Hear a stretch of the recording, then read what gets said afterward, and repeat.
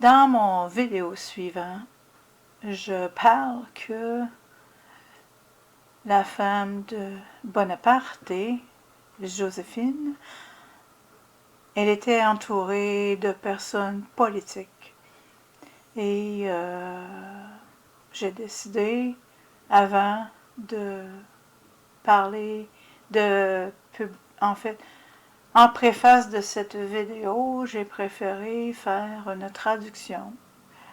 Et je vais mettre le lien en description de la vidéo qui totalement supporte ce que j'avais trouvé à partir de ma recherche. Alors voilà, j'ai fait la traduction et j'en fais la lecture. La source est en anglaise. Je vais mettre le lien dans la description tout de même. J'ai d'abord fait le résumé de l'article en question et ensuite le résumé que j'ai fait, je l'ai traduit. Histoire des deux empires. En octobre, Rose quitte Paris et s'installe à Croissy, non loin à l'ouest de Paris, avec Hortense, profitant du statut politique de son premier mari pour nouer des alliances politiques influentes, comme les rusés politiciens révolutionnaires Jean Lambert Tallien et Marc-Guillaume Alexis Vadier. Quelques semaines plus tard, Rose est également arrêtée et envoyée au Carme en raison de ses activités politiques. Eugène et Hortense sont confiés à leur gouvernante, Marie Lanoye, j'espère que je prononce bien son nom, parce qu'elle était créole, et communiquent apparemment avec leurs parents par l'intermédiaire de leur chien.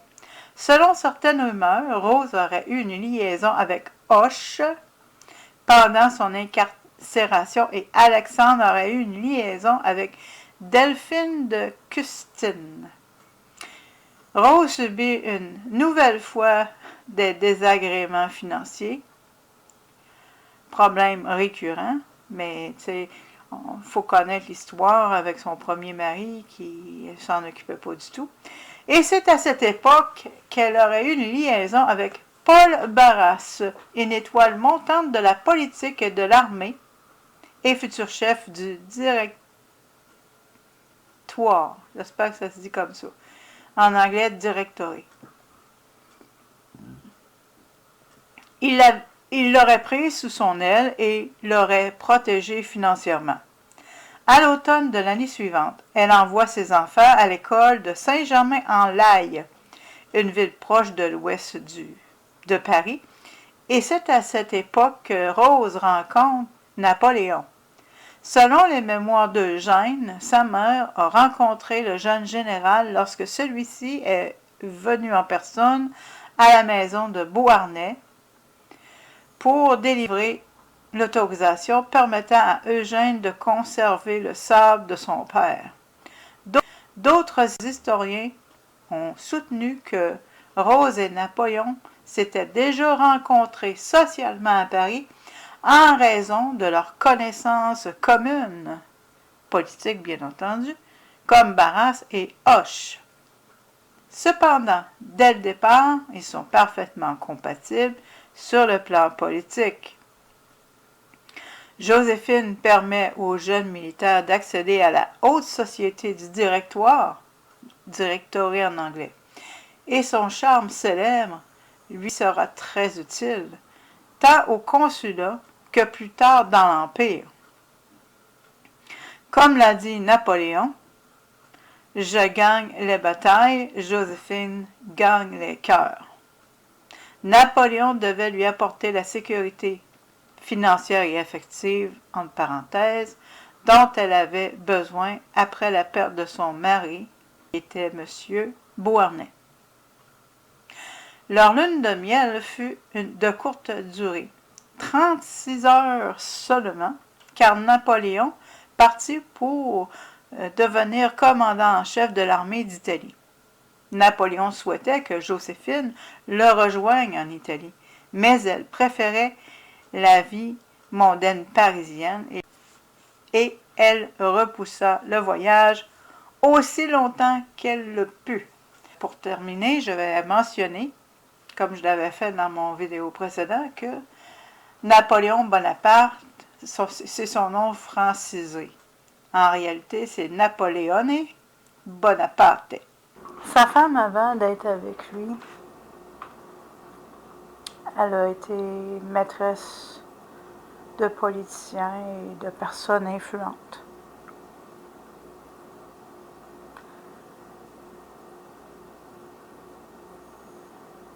Mais comment ça se fait que... Moi, on dirait que...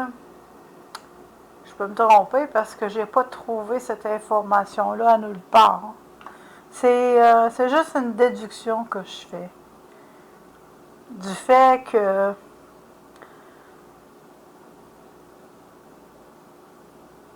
Joséphine était dans le trouble. Elle venait de perdre son mari, elle n'avait pas de place à aller, puis elle avait 2 enfants. Puis elle allait penser à ses 2 enfants.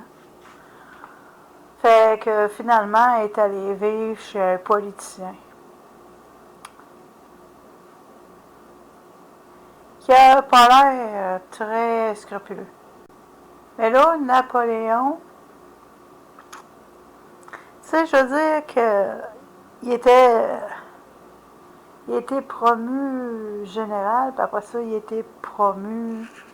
Toujours est-il qu'il y a eu 2 promotions au moins. Je veux bien croire que c'est couronné lui-même, puis qu'il a couru sa femme lui-même. Mais il ne devait pas agir comme ça en toute occasion. Fait que, d'une part, il y avait Joséphine, avec ses personnes influentes dans le portrait, puis d'autre part, il y avait Napoléon et les personnes, parce que il y avait certainement des gens au-dessus de Napoléon, là. Manqué son plan en Russie, sont allés l'envoyer sur l'île d'Elba. Hein, c'était pas une promotion, ça, là. C'était une punition.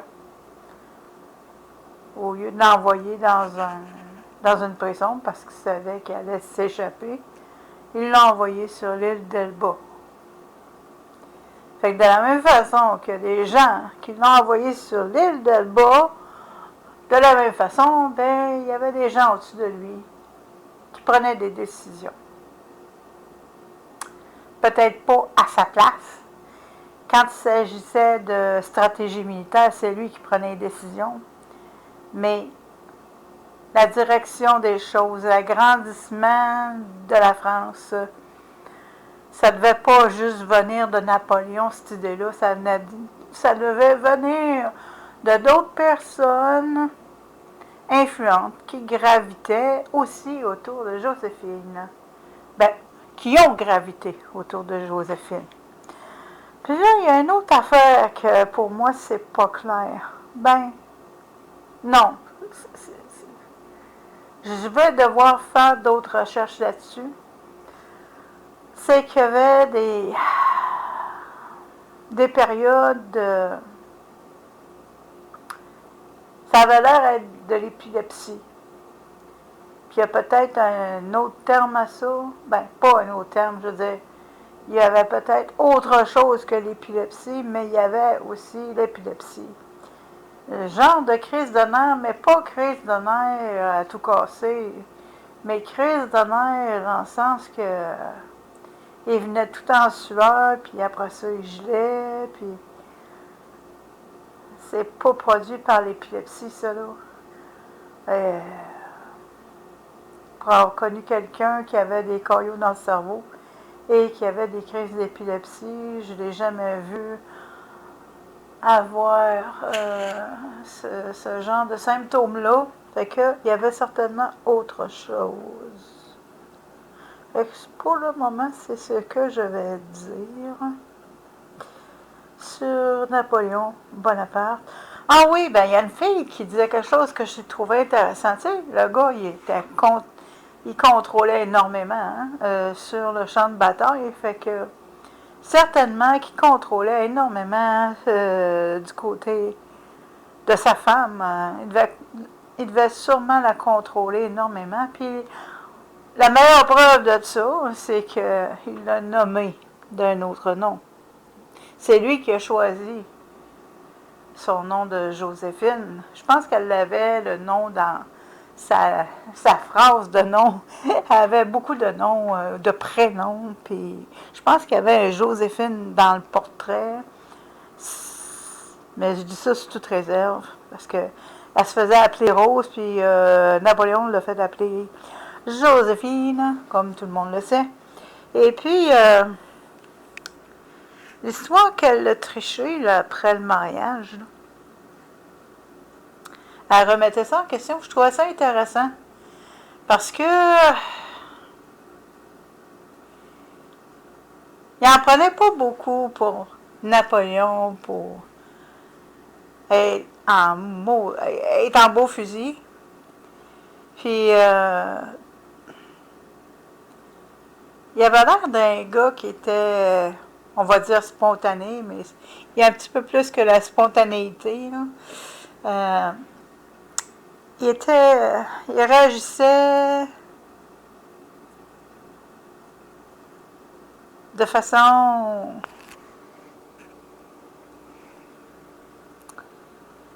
sur le champ, on va dire. Réagissait sur le champ. Parce que dans un des films, puis ça c'est vrai, il y avait quelqu'un qui les épiait, hein, pour mieux les contrôler, comme je parlais au début. Il y avait quelqu'un qui les épiait, puis il y avait une servante, entre autres, qui les épiait, puis qui s'était fait prendre par Joséphine parce qu'elle avait eu un nouveau chien, d'après un film. Elle avait eu un nouveau chien, puis là, le chien a sniffé en dessous de la porte, puis elle a ouvert la porte rapidement. Oups! Il y avait quelqu'un qui écoutait ce qu'elle disait. Fait que, parce que il y en avait qui avaient intérêt à ce que Napoléon puis Joséphine divorcent. Que c'est certain que de faire une assassination du caractère de Joséphine, puis que ça vienne aux oreilles de son mari, c'est certain que ça allait le mettre en beau fusil, puis que ça allait les diriger éventuellement vers un divorce. Fait que il y avait des gens qui épiaient, puis qui rapportaient ça à des gens haut placés. Il épiait tout ce qui se disait, et puis il devait certainement... C'est ça que je trouvais intéressant, c'est qu'elle m'a ouvert à l'idée que, pour prendre ça pour du cash, que un coup qu'elle a été mariée, qu'elle l'a touché une fois, elle l'a peut-être jamais touché. Et puis lui, ben, Napoléon étant impulsif, c'est le mot que je cherchais. Napoléon étant impulsif et qui était un contrôle freak, c'est certain que ça allait pas marcher. Et il allait revenir prompto, puis que ça allait pas bien aller à partir de là. Parce qu'après ça, il s'est mis à la tricher aussi. Et puis, j'avais oublié tantôt, ça me revient, la dernière place qu'il a été envoyé sur l'île de Sainte-Hélène. Pourquoi est-ce que je dis ça? C'est que, encore une fois, il y avait des gens qui étaient au-dessus de Napoléon Bonaparte, de la même façon qu'il y avait des gens au-dessus de lui quand ils l'ont envoyé à Elba, et que malgré qu'il le laissait prendre ses décisions stratégiques, et tactiques et militaires, il reste que il y avait des personnes haut placées qui mettaient des espions, qui mettaient des gens pour influencer, qui influençaient et qui finalement ont contribué à ce qui est arrivé entre Joséphine et Napoléon. Puis bien évidemment que quand tu es marié puis que tu t'absentes pour des longues périodes, même si le couple, il n'y a personne dans le couple qui se triche, il n'y a pas de question de tricherie puis de tromperie puis tout ça. Il reste que se séparer pour des courtes périodes, ça va, mais là, il faut déterminer qu'est-ce que veut dire courte période, mais le temps que Napoléon se séparait de sa femme, c'est évident que ça laissait le champ libre à tous ceux qui voulaient les détruire. Et puis finalement, ben, c'est ce qui était arrivé au bout du camp. Sa femme, elle recevait un Russe, puis là, elle est allée dehors, elle n'était pas bien habillée. Elle a attrapé la grippe, puis après ça, elle a eu la pneumonie, puis elle est morte. Et puis, du côté de Napoléon, ben, il l'a envoyé sur l'île de Sainte-Hélène pour mourir. Alors voilà. En vous remerciant de votre écoute.